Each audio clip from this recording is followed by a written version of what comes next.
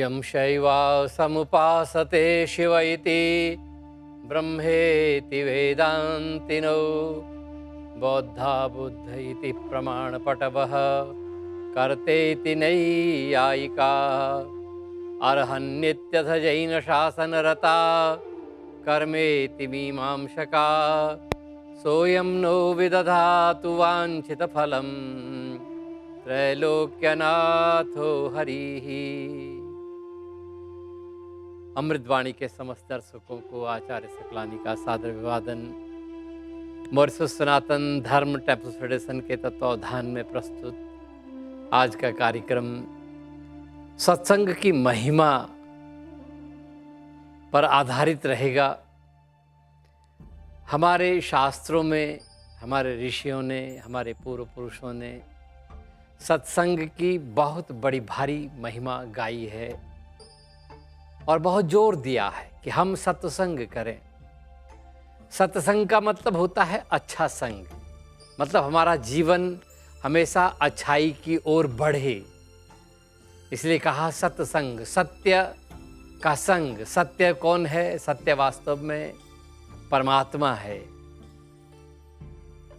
भागवत महापुराण के प्रारंभ में, महात्म्य के प्रारंभ में ही कहा कि सच्चिदानंद रूपाय विश्वोत्पत्त्यादि हेतवे तापत्रय विनाशाय श्री कृष्णाय वयं नमः।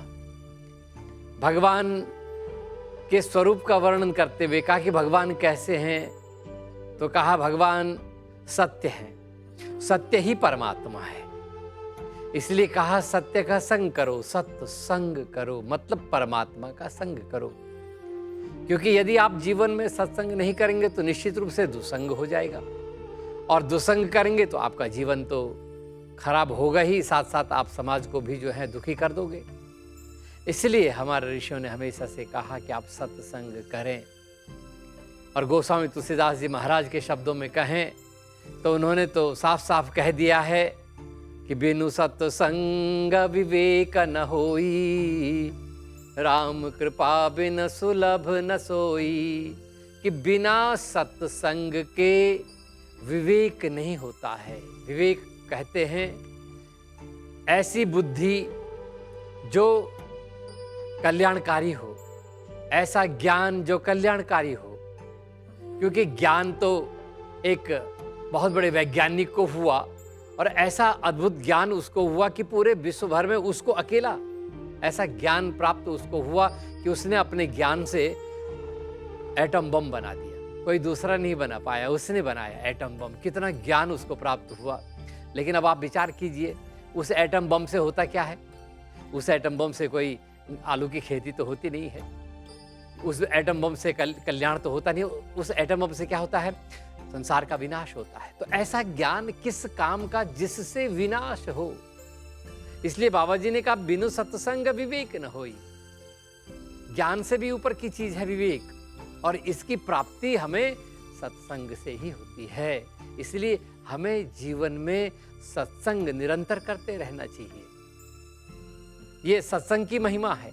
यदि हम मॉरिशस के अपने इतिहास को ही यदि हम देखते हैं तो प्राचीन काल में हमारे लोग, हमारे पूर्व पुरुष नियमित सत्संग करते थे। बैठका में जाकर के रोज दिन भर, चाहे कितना उन पर दुख का पहाड़ पड़ता था, कितना कष्ट में वो दिन भर रहते थे, लेकिन फिर भी उन्होंने इन सब की परवाह न करते हुए सत्संग किया, सत्संग को कभी नहीं छोड़ा।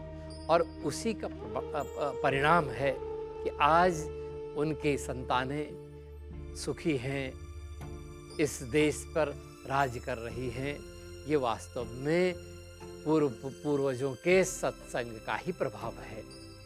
लेकिन ये कितनी बड़ी भारी विडंबना है कि जिस सत्संग से हमको ये सब चीजें प्राप्त हुई, और जब हमको ये सब चीज प्राप्त हुई तो हमने सबसे पहला काम क्या किया? सत्संग को जीवन से बाहर कर दिया। आज हम कहीं सत्संग नहीं कर रहे हैं। और याद रखिए, जब तक जीवन में सत्संग है तभी तक वास्तविक सुख की प्राप्ति आपको होती रहेगी। लेकिन जिस दिन जीवन से सत्संग चला जाएगा तो निश्चित रूप से अनेक प्रकार की बुराइयां, और आपके जीवन में, समाज में, घर परिवार में आना प्रारंभ हो जाएगी। और आज हम सब इन बातों को और महसूस कर रहे हैं। सभी को आज अनुभव हो रहा है कि कुछ न कुछ गड़बड़ हो गया है समाज में। क्यों इतनी बुराइयां आज हमारे समाज में आ गई हैं? इतनी परेशानियां, इतनी बीमारियां क्यों आ गई हैं? इसके पीछे कारण क्या है? यदि आप पीछे मुड़ करके देखेंगे तो सबसे बड़ा भारी कारण यही है कि आज हमने सत्संग करना छोड़ दिया। न घर में सत्संग हो रहा है, न गांव में, बैठका में, कहीं भी सत्संग नहीं हो रहा है। तो इसलिए मेरा आग्रह है कि हम पुनः और सत्संग की ओर बढ़ें। घर में सत्संग करें। घर कहते किसको हैं? घर सिर्फ सीमेंट, गारा, लोहा, पत्थर इससे ढांचा बनाकर खड़ा कर दिया जाए, सिर्फ इसको घर नहीं कहते हैं। ये तो मकान होता है। घर की व्याख्या करते हुए हमारे नीतिकारों ने कहा है, नीति का बहुत सुंदर श्लोक है, न विप्रपादोदक कर्दमानी न वेद शास्त्र ध्वनि गर्जितानी स्वाहा स्वधाकार विवर्जितानी स्मशान तुल्याणि गृहाणि तानि। कहा कि जिस घर में ब्राह्मण के पैर का निशान नहीं पड़ता है, महापुरुष के चरणों का निशान जिस घर में नहीं पड़ता है, क्योंकि जब घर में महापुरुष आएगा तभी तो घर में सत्संग होगा। जब ज्ञानी जन आएंगे तभी तो घर में सत्संग होता है। तो जब तक उनके पैरों का निशान नहीं पड़ता है, क्योंकि हमारे वहाँ प्राचीन परंपरा थी, जब कोई हमारे बड़े लोग घर में आते थे तो हम सबसे पहले उनका चरण प्रक्षालन करते थे। फिर वो गीले पैरों से जब भीतर आते थे तो उनके पैरों का निशान घर में पड़ता था। ये हमारी कितनी अद्भुत दिव्य परंपरा थी। अगर कभी कोई महात्मा आ भी जाए तो उसके जूतों का ही निशान पड़ेगा घर में। परंपरा सब समाप्त होती जा रही है। तो जिस घर में महापुरुष के चरण का चिन्ह नहीं पड़ता है, नंबर 1। नंबर 2 कहा, न वेद शास्त्र ध्वनि गर्जितानि, न जिस घर में वेद मंत्र की आवाज आती हो, न जिस घर में शास्त्रों का और अध्ययन होता हो, जिस घर में आरती इत्यादि के स्वर नहीं गूंजते हों, संध्या का मंत्र जिस घर में नहीं पढ़ा जाता हो, नहीं बोला जाता हो, जिस घर में रामचरितमानस की चौपाइयाँ या श्रीमद् भगवद गीता के श्लोकों का उच्चारण जिस घर में नहीं होता हो, वो घर। फिर कहा, स्वाहा स्वधाकार विवर्जितानि, जिस घर में स्वाहा नहीं होता है। स्वाहा कब होता है? जब हम देवताओं के पूजा करते हैं, देवताओं के निमित्त जब हम होम करते हैं, यज्ञ करते हैं, तब स्वाहा। अर्थात जिस घर में देवताओं की पूजा नहीं होती है, जिस घर में स्वाहा नहीं होता है। और फिर कहा स्वधा, जिस घर में स्वधा नहीं होता है, देवताओं के लिए जब हम और पूजन जब हम मंत्र का प्रयोग करते हैं तो वहाँ स्वाहा कहा जाता है। और जब पितरों का हम पूजन करते हैं तो वहाँ स्वधा शब्द से उच्चारित हम और मंत्र उच्चारण किया जाता है। तो अर्थात जिस घर में पितरों का पूजन नहीं होता है, पितरों का मतलब सिर्फ जो लोग इस दुनिया से चले गए हैं वही पितर नहीं है, बल्कि जीवित माता पिता भी वो भी पितर हैं। तो अर्थात जिस घर में पितरों का या आपके बड़े बुजुर्गों का, बड़े बूढ़ों का सम्मान जिस घर में नहीं होता है, वो घर घर नहीं है। कहा, स्मशान तुल्याणि गृहाणि तानि, वो घर घर नहीं है, बल्कि वो घर तो शमशान है। तो आज हमने अपने घर को शमशान बना रखा है और फिर हम कल्पना कर रहे हैं कि वहाँ सुख नहीं हो रहा है, वहाँ शांति नहीं हो रही है। तो ये कैसे हो सकता है? क्योंकि हम अपने घर को हमने तो उसका वातावरण ही कुछ और बना दिया है। तो इसलिए हमारे ऋषियों ने और सनातन काल से कहा है, लगातार कहते आ रहे हैं हमारे शास्त्रों में, पुराणों में, उपनिषदों में, सब जगह और कहा गया है कि घर में नियमित संध्या करें, संध्या के समय सत्संग करें। संध्या जो है प्रातः और सायंकाल दोनों समय संध्याएं की जाती हैं, मध्यकाल में भी किया जाता है, लेकिन संध्या करने का भी अपना एक समय निश्चित है। अब ये नहीं कि आपकी नींद सुबह 9 बजे खुल रही है तब आप 10 बजे बैठ के संध्या कर रहे हैं, तो फिर उस संध्या का वो लाभ प्राप्त नहीं होता है जिस लाभ की कामना हमारे ऋषियों ने और की थी। संध्या का समय का भी जो है और निर्धारण किया गया है कि प्रातःकाल संध्या कब करनी चाहिए। कहा, उत्तमो तारकोपेता मध्यमा लुप्त तारका अधमा सूर्य सहिता प्रातः संध्या त्रिधा मता। कि प्रातः काल की जब संध्या का जो सबसे सर्वोत्तम समय होता है वो है कि अभी आकाश में तारे हैं, अंधेरा नहीं है लेकिन तारे अभी तक हैं, सूर्य अभी तक नहीं आए हैं, उस समय किया जाने वाला जो संध्या होती है वो सबसे उत्तम प्रकार की संध्या होती है।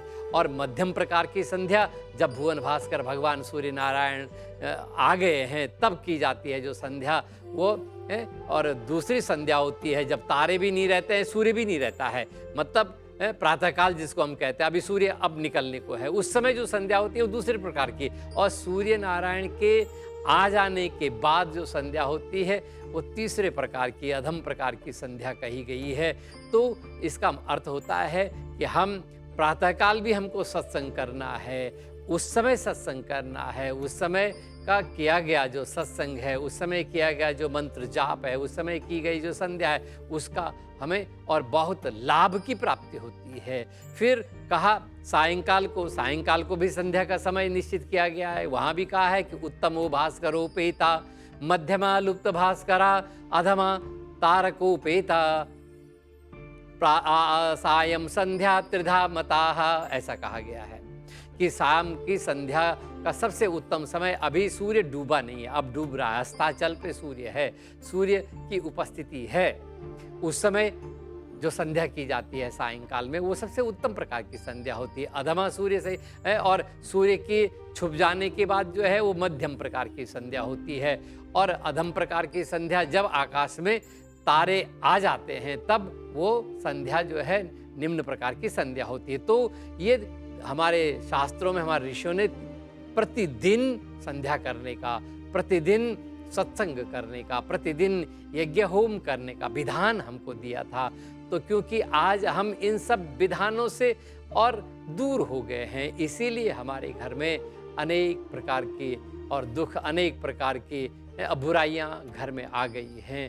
तो यदि आप अभी इन सब बुराइयों से बचना चाहते हैं, हमारे शास्त्रों में ने कहा है ना कि जब जागे तभी सवेरा, कि अभी भी जाग जाओ। यदि अभी आप जागृत हो जाओगे तो अभी भी आप और इन सब बुराइयों से अपने घर को, अपने परिवार को, अपने समाज को मुक्त कर सकते हो। तो सत्संग कीजिए जीवन में, प्रातःकाल, सायंकाल और मंत्र का जाप कीजिए, अपने घर में सत्संग कीजिए, नहीं तो गांव में जाकर के बैठका में सत्संग कीजिए, सब लोगों को और साथ में लेकर के सत्संग करें। तो इससे हमारा धर्म का विकास तो होगा ही, साथ साथ हमारा सामाजिक विकास होगा, हमारा जो है आंतरिक विकास भी होगा, हम और मजबूत भी होंगे, इसमें हमारी एकता भी सुदृढ़ होगी। तो सत्संग करने से हम एक साथ कई चीज़ों की और प्राप्ति कर सकते हैं ये और एक ही चीज़ से जो है और हम बहुत सारी चीज़ें प्राप्त कर सकते हैं, ये है सत्संग। इसलिए अब हमें एक बार फिर से सत्संग पे जोर देना होगा, पीछे मुड़ कर के और सत्संग का प्रचार प्रसार करना होगा, तभी जाकर के हम आज के इस जो आपाधापी का जो समय है, इस समय में जो अनेक प्रकार की बुराइयां हमारे घरों में आ रही हैं, समाज में आ रही हैं, इनसे हम बच पाएंगे। मैं समझता हूं कि आज हमारे सामने एकमात्र और एक ही रास्ता रह गया है, एकमात्र उपाय रह गया है कि हम सत्संग करें। आप यहीं पर समय समाप्त हुआ चला जा रहा है। आप सब लोगों को बहुत बहुत धन्यवाद। ओम शांति ही शांति ही शांति ही।